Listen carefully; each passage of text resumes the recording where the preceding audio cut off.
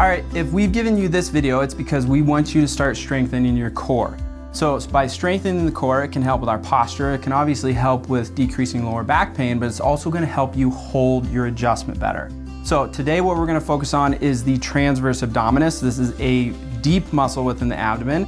Most people focus superficially on the six-pack muscles. We want to teach you how to actually strengthen the transverse abdominis, which lays deep and kind of wraps around the core here so that you can hold your adjustments better. Okay, so this is going to be your beginner transverse abdominis exercise. And this exercise is for you if it's really uncomfortable for you to lay down on the ground. So what you're gonna do is you're gonna use a chair, and you're always gonna be sitting towards the edge of the chair. Your abs are gonna be nice and engaged here. And the driving movement here is you're gonna be lifting your knee up while your abs are nice and engaged, and then slowly dropping it back down, alternating with your other knee, driving that up, all while having that nice engagement in your abs, and slowly dropping it back down. All of this should be felt here in your abs. You shouldn't feel any tension in the low back. If you are, that just means that you're not engaging there properly. So this is going to be your beginner transverse abdominis exercise. And for this exercise, it's called the alternating 90-degree toe tap. And what you're going to do is you're gonna start by laying flat on your back. Your knees are gonna be at 90. And with this, you're always gonna make sure that your core is nice and engaged. So there's a difference between just sucking in your stomach, which Dr. Marley can show you. And then there's a difference between it actually engaging your stomach. So he's nice and tight there, and then he's gonna bring up his legs so that way they're still hanging at 90. And then he's still nice and engaged here. Everything else is nice and neutral. And then he's just gonna drop one foot down, landing on the ball of his foot, so not on the heel. And then he's bringing it back up nice and slow and controlled. Same thing with his other foot. Nice and controlled, tap, and then come back up.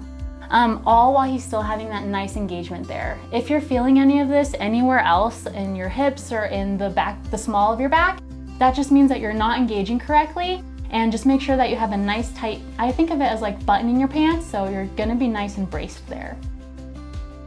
Okay, so here is your intermediate transverse abdominis exercise. And for this one, it's called a plank pulse. So you're gonna start in a normal forearm plank position. So making sure that your shoulders are right above your elbows, your hip is nice and neutral, back is nice and stable. And again, completely engaged here in your core.